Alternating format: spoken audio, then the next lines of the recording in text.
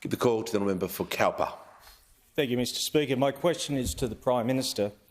Prime Minister, when the Rafah border crossing reopens, will the thousands of people holding a tourist visa to travel to Australia be eligible to travel immediately?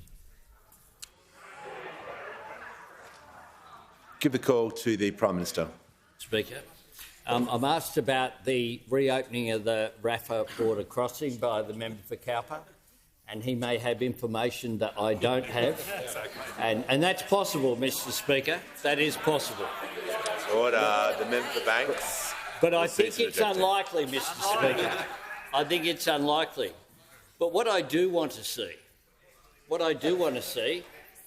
are borders which are able to be opened because there is a release of hostages from Gaza currently being kept by Hamas, because there is an end to the death and destruction that we see against too many innocent civilians in Gaza on our TV screens every night, because we see an advance in peace and security between Israelis and Palestinians, because we see in the region a recognition by Arab states of the State of Israel and the right for it to continue to exist within secure borders, but also the right of Palestinians, the legitimate aspiration that they have to live in peace and security behind their borders. That's what I hope for.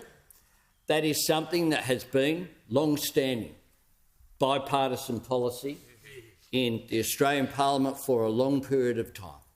And Australia has a proud history going back to our role in the United Nations with, importantly, the creation of not one state but the creation of two states, which was the vision of the United Nations in which Australia played an important leadership role.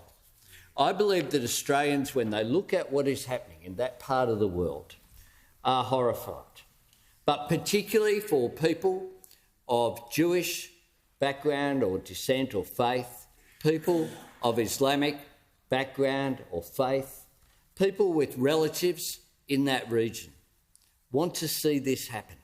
And what they don't want also is conflict brought here.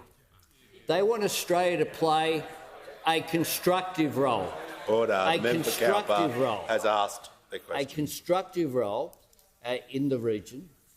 They object to some of the misinformation which is out there about Australia's role in that conflict, which is we are not participants, but we are people who, consistent with the role Australia has historically played, advocates for peace and security and for humanitarian values and for the protection of all innocent life, whether it be Israeli or Palestinian.